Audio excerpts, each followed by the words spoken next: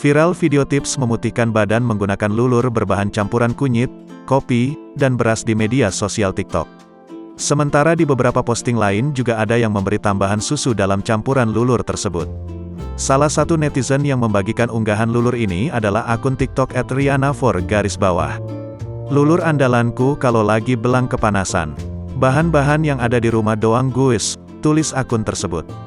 Dalam unggahan itu, yang bersangkutan juga melampirkan video proses pembuatan lulur yakni dengan cara merendam beras semalam, menambah air, kemudian memblender beras tersebut.